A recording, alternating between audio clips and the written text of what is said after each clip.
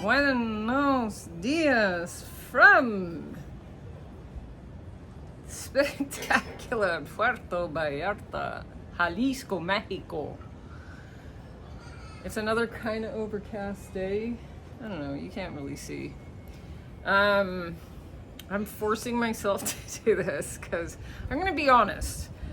I shot a few videos recently where I'm just talking. It's a new format for me where I'm just telling stories and talking and shit. And I felt so incredibly, what the hell, my earring just came undone. I felt so frickin' revved up about it and inspired and like stoked. And I'm like, that's it, that's all I'm gonna do. And once in a blue moon, I'll do a bit of travel stuff or show you around. Cause it's seriously, it's just how long I've done 2 years full time trying to put videos out about the area, Vallarta mostly.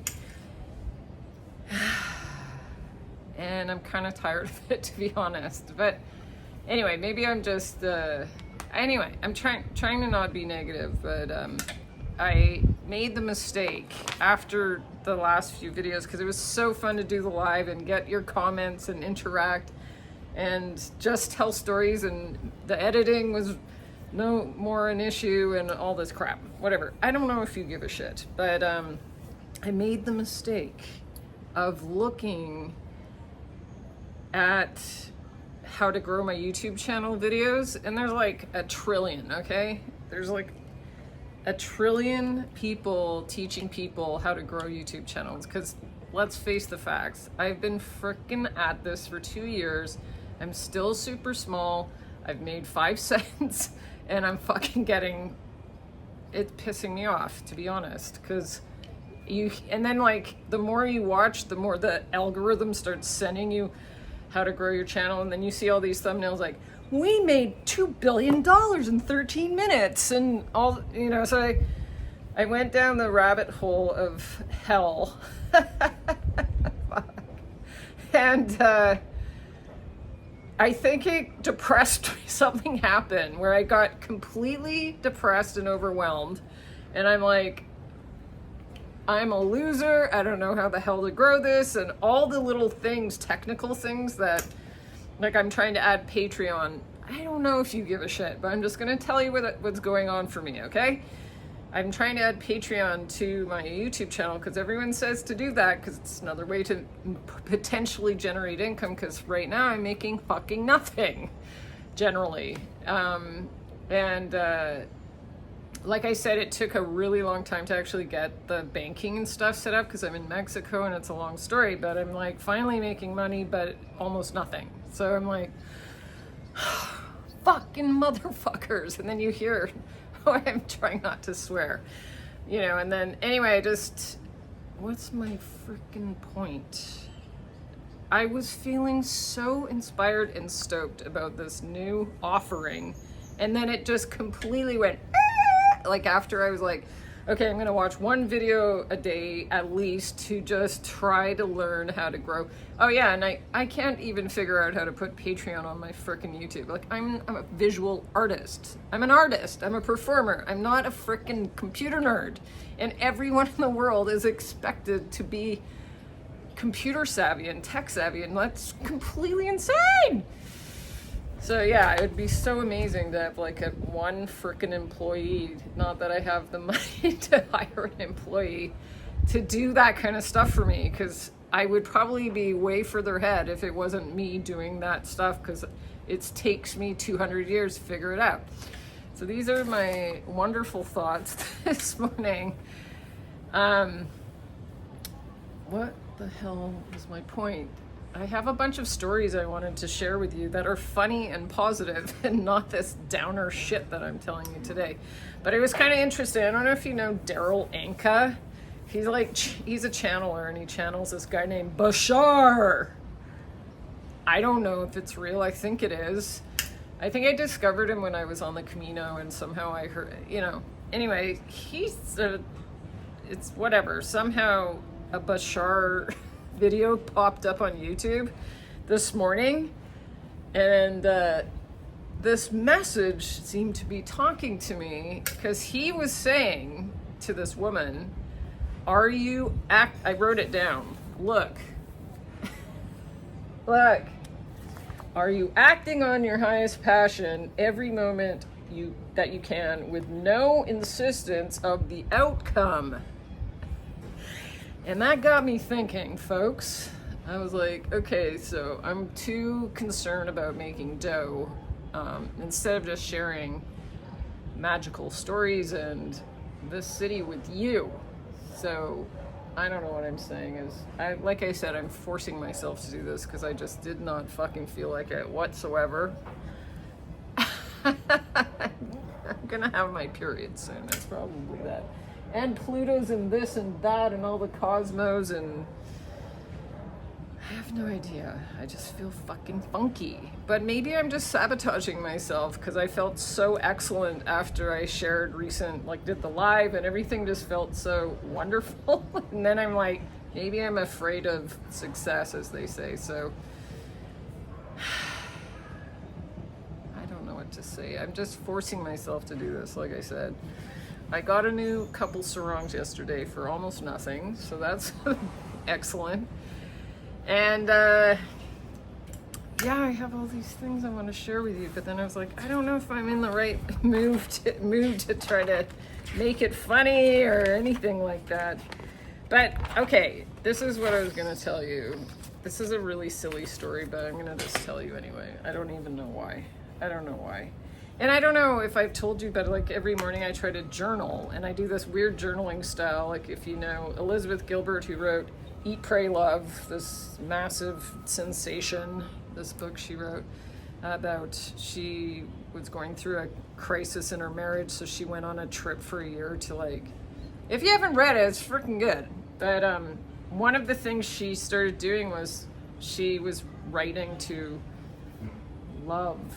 Anyway, so I do a journaling practice in the morning where I kind of ask my guides and stuff. I don't know even if I believe in it, but I do that. And then I just sort of freeform and stuff starts coming out. And often when I read back what I've written down, no, this isn't satanic. I don't know. I get really beautiful messages from my higher self, from whatever. Who knows what it is, but sometimes it really, really helps. Actually, a lot of the time it really, really helps. So, but often when I'm writing recently in the last month or so, I keep getting this line from a Dylan Thomas poem. He's a Welsh poet, I believe. He's long gone. But a very famous Welsh poet, and one of his most famous, well-known poems, if you haven't heard of this dude or his poetry, there's a line that says, and it's I think about his father's on his deathbed sort of thing. So he says, what the hell? I already forgot it for some reason. Where is it? Read. Oh yeah, do not go gentle into that good night. That's the name of the poem, and that's the line that keeps popping up when I'm journaling. Do not go gentle into that good night. Rage against the dying of the light. Look it up, and you can actually find, there's what the hell is that actor's name? But you can find this famous actor reciting it on YouTube, and it's really dramatic and cool. But it's an amazing poem where he's kind of encouraging his father, he's about to lose, to I can see this cat's paw reaching out. Oh my god, it's so cute. Telling him to fight against death, basically. I think that's what it's all about. Don't let it take you down without a fucking fight. And that actually reminds me, and I'm gonna just tell you this because I'm just gonna go with the flow. I used to go to this shelter when I lived in Vancouver in the East Side, where it was miserable and crappy all the time. But so I used to go to the local shelter on Clark Street. I had a terrible sleep last night, so if I look tired, that's why, and my skin's really itchy. I'm just gonna be fucking real. That's who I am. Sorry. You're probably long gone not watching this. But I used to go to just talk to the dogs there, and I was allergic to cats, so I sort of avoided the cats. But there's this dude, I probably talked about him before, but he was like a rabbit advocate. His name was Raymond. You might know him. If you know Raymond from the SPCA on Clark Street in Vancouver, Canada, let me know, because he's kind of famous for what he did, because I guess rabbits would be abandoned and surrendered to the SPCA, and they basically just euthanize them because no one has much interest in rabbits. But he goes, wait a second, rabbits can be really great house pets. You can train them like a cat, you can litter train them. You can, and you sort of can. But anyway, you can litter train them and have them indoors just like a cat. And like, instead of just disposing of these beautiful animals, like especially if you have a cat allergy, which I had like a brutal cat allergy, he was the guy that created this. He made them give him more space for the rabbits, and he created this whole scene about the rabbit adoption. And because I was hyper allergic to cats, I couldn't afford to have a dog, and I didn't really have the space for a dog. I ended up adopting a frickin' rabbit. Why did I start telling you this story? Now I completely forgot. Why did I frickin' bring up this story? Oh my god. Can anyone remind me why I was bringing up the rabbit story? Oh no, that's not good. That's not good. I got totally lost. I got lost. But I did adopt a rabbit who I called Pablo, who I had for like 3 years. But why the hell did I bring this up? Oh no. It was a good story, but I can't remember anymore. Should I rewind? I don't know. I'm gonna tell you the rest of the story later. But the other story I wanted to tell you, okay, I gotta pause and look back. I looked back at why I started telling the rabbit story, and now I remember. So I actually adopted a rabbit, and then I got a harness for it for some reason, so I could take it hopping in the grass, because I felt, I don't know why. So there was a park nearby my house where I would hop the rabbit in the grass with a harness on, and there were these women that were kind of drunk, because we were in a kind of badass neighborhood, sitting on these benches watching me walk my bunny around this park. Excuse me. And this woman started telling me this story about how I think she said she had a pet rabbit, but she said that the like an eagle or a hawk got it. But she said, but you could tell the rabbit put up a good fight. It's not even funny. But I liked the visual of that, because, you can imagine the scene. But she was like, that hawk didn't just swoop down. That rabbit was like, motherfucker, and fought back and then died. So that's the theme of this, this story today. I don't know, dudes. You gotta send me some positive vibes. I have no reason to be depressed, but I just feel funky as a motherfucker today. I don't know. But, and I'm swearing way too much. Okay, where was I? I like telling this story, because that's what this is going to be about now. I'm just going to tell random stories. And this popped into my head this morning, I think, when I was in the shower. And have you ever seen 4 Weddings at a Funeral? And if you haven't, go watch it immediately. It's such a freaking good movie. I almost want to say one of my favorite movies. And it's a silly comedy, but it's not. It's really, really, really, really well done. And then I like really serious art movies and stuff, but I love that movie. 4 Weddings and a Funeral. We used to own a DVD copy, so anytime I had a cold or flu or anything, I'd be like, okay, here we go, and stick it in there. Because it's such a feel-good, great 2 hours or whatever. There's a scene. Oh my god, this is all looping back on everything. This is tripping me out. That's what life is. It's magical. So there's a scene, if you haven't seen it, where, and I'm gonna do a spoiler alert if you haven't seen it. there's a gay couple. It's a bunch of different characters in the film. Can you believe it? There's a gay couple. One of them's older than the other, and this guy's really flamboyant and stuff, and they're like a totally like bonded gay couple, married couple. This takes place in the UK, and he freaking has a heart attack and dies. I'm sorry. The older guy. So there's a funeral scene, 4 weddings and 1 funeral. Okay, I'm gonna have some of this. And when the guy whose husband passed away steps up, it sounds like he's also like Welsh or Scottish or something. It's a thick, thick accent, this actor.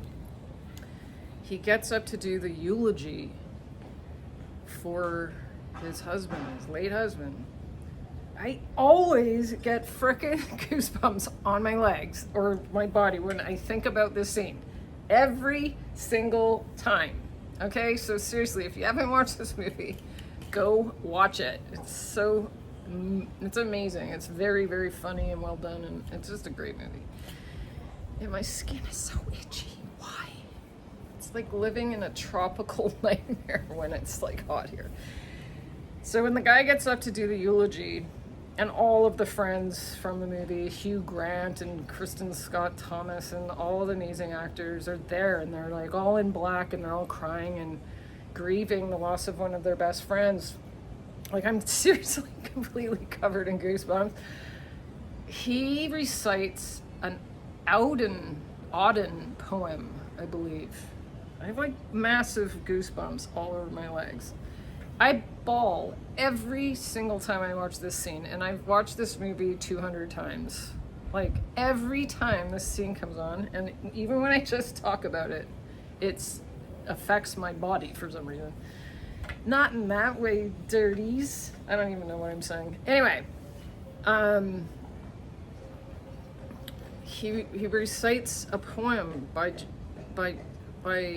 James Auden. Is it James? I don't know. Auden, A-U-D-E-N, I believe. It's such a beautiful, it's like, you know, like, stop the bell from ringing, you know, make the dog stop barking, give it a juicy bone, like, stop the sun from shining. He's like doing this whole thing where you're just like, make everything stop because this person is not here anymore. Look at how, can you see this? I'm covered in goosebumps. I'm totally misquote. I don't even know. I should have looked the poem. Look up that poem. Auden. It's like, stop the birds from chirping. Like, basically just stop everything because my love is gone. Are you gonna start crying? Because I might. And, you know, and then he's like, he was my sun, my moon, my stars, my evening, my morning, my everything. It's so beautiful. And like, you will fucking bawl your eyes out if you watch this. You will cry. You will cry. And crying is healthy. To be emotional, it's okay. It's okay. Okay, I'll keep them off. Anyway, there's more to this story. So every time I watch that scene, it's just so beautiful, so moving. Cut to, okay, when I first moved to Vancouver, it was like 95, and my friend had a catering company. I'm just gonna ramble, I'm sorry. Just, you, don't leave, but go if you hate me. That I worked for her for a little bit when I first moved over to Vancouver, and she, oh yeah, I have another story about Sam Elliott I'll tell you as well if I remember.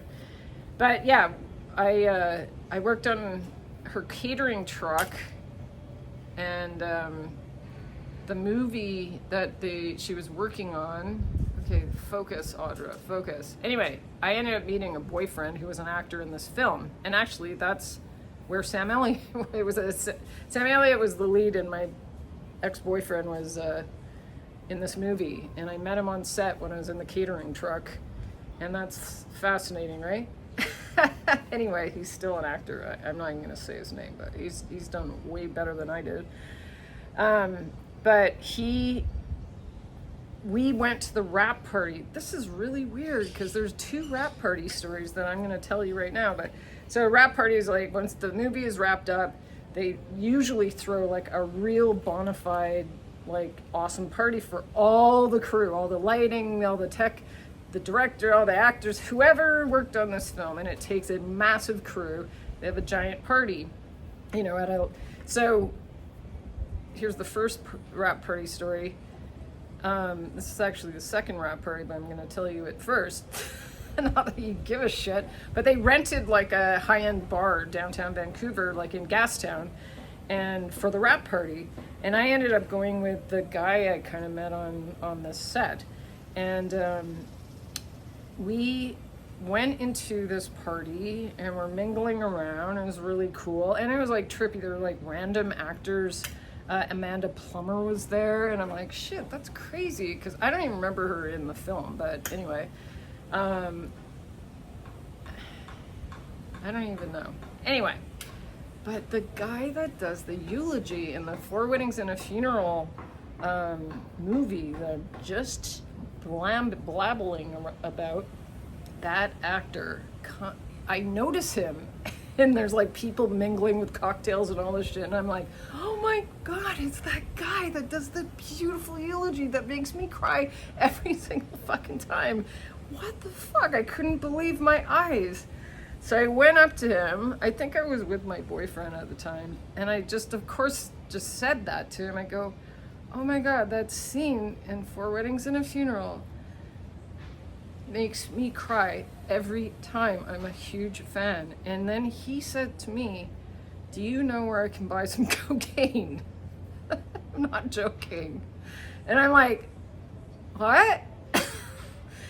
And I probably shouldn't tell that story, but whatever. Hollywood's full of cokeheads probably. So anyway, I was like, just spared my heart and soul to him. And he's like, can you hook me up with a drug dealer? Which of course I didn't know.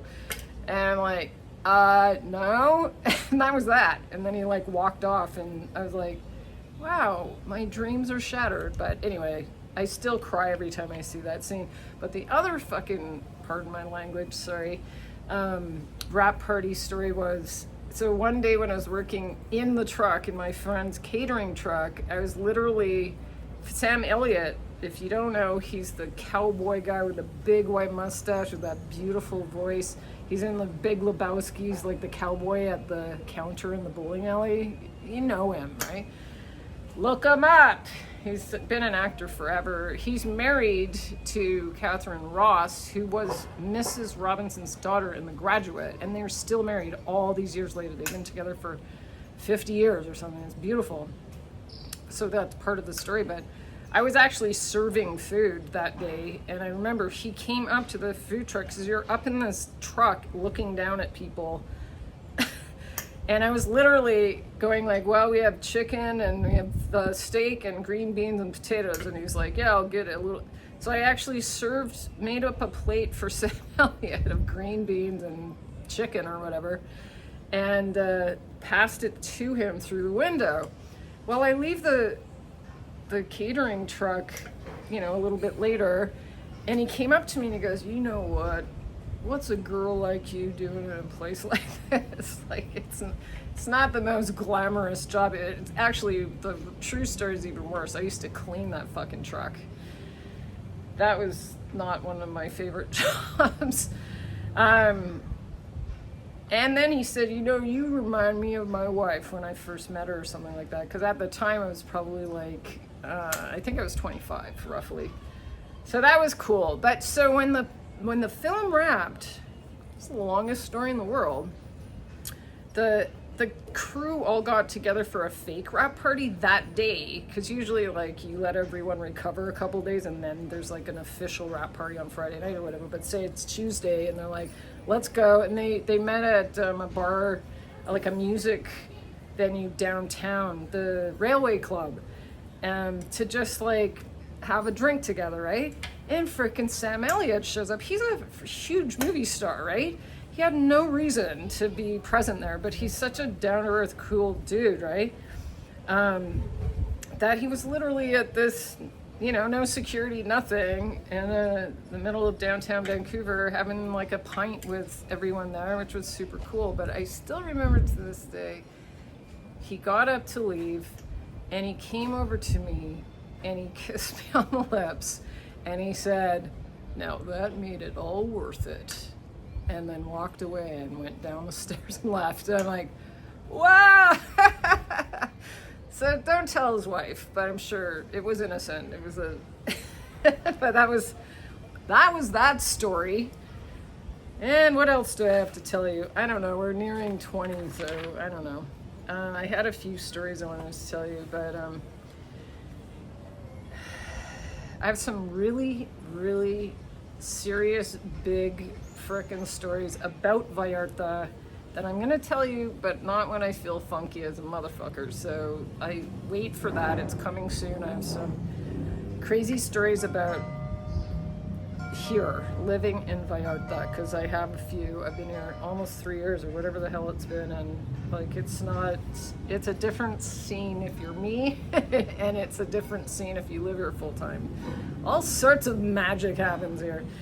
So I'm gonna tell, that's the teaser coming up soon when I unfuck my head. I don't know why I felt funny today, but of course I knew if I rolled the camera I'd start feeling a bit better, and I do. So I want to thank you for listening to this frickin' ramble once again.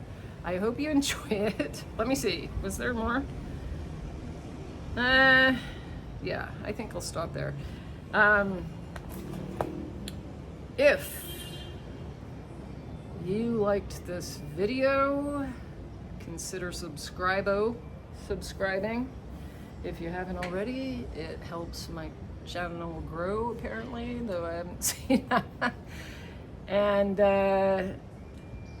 if you appreciate the content that I've provided for 2 years straight now, and you feel like buying me a beer, there's a link below. And I hate even fucking mentioning this, but you can buy me a beer. There's a link that says buy me a beer, and that will just go to supporting this channel through beers. I'm joking. What else? Yeah, share, like, I don't know. Send me in your feedback and comments, and let me know if this did anything at all for you. I hope I made you smile or laugh at least 5 milliseconds. My job will have been done. And let me know if you're coming into Vallarta, because maybe we can run into each other and all that crap. Thanks again for all your comments from my previous videos that I put up recently. I really appreciate that. And hopefully they're not too freaking weird. And I know a few people sent in like what they want me to do, and I'm kind of behind obviously on showing you restaurants and this and that, but yeah, if there are certain things you want to see, let me know. I'm not promising I'm going to do it, because it is very incredibly time consuming, and I have covered tons of stuff already, so maybe go back and look at some of my old videos.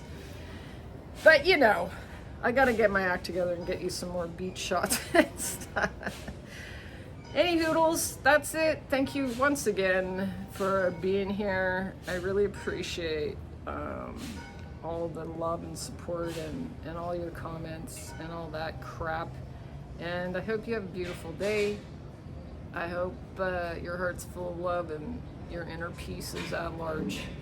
Or what does that even mean? Let's find the inner peace. Are you in? Yes or yes? Adios.